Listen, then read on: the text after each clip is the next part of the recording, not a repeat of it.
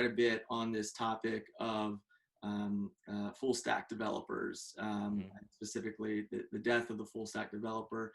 I wanted to get your 2 cents on, first off, I guess, how you define what a full stack developer looks like today. And obviously, everybody's going to have different definitions, but I'm curious to hear it from your perspective.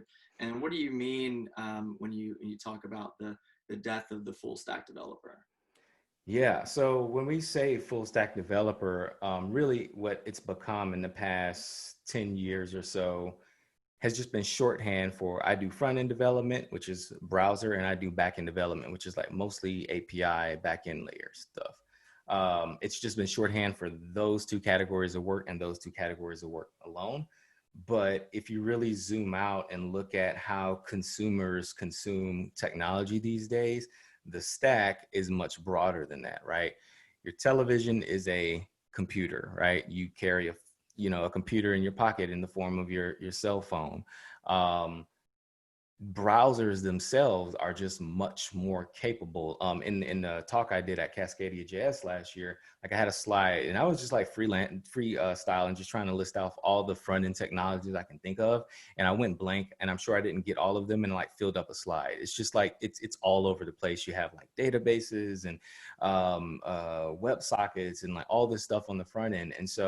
And then you go back to the back end and you have all these different frameworks, and then not even talking about sort of like that middle back end layer with APIs and a little bit of business logic, but you're also talking about distributed system design. And, then there's the DevOps revolution where, you run your own production workloads through the use of tools like Docker. And, it's crazy. And then you talk about serverless, right? Which is, a really great abstraction, but it comes with its own learning curve in the form of orchestration and things like that.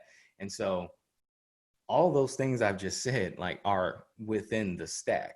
And there are many, many, many more things as well. And so when we actually say full stack, what we're implying is like, you want someone who can come in and essentially cover all of these different areas. And I just make the argument that that's asking too much, particularly for people who are just starting off in their careers and they're trying to get off the ground, they're trying to learn, and, they see all these different things and, they have no idea where to start. And then saying you want a full stack developer to come in and help out, I think can be a bit daunting for people trying to break into their career. So that's what I mean when I say full stack. I think it's somewhat absurd. I think it's great to have versatile engineers. We certainly have them at Till who can sort of move up and down portions of the stack and do a little bit on the back end, do a little bit on the front end, especially when it's early on in the company's history. You do more with less. You got to watch that budget.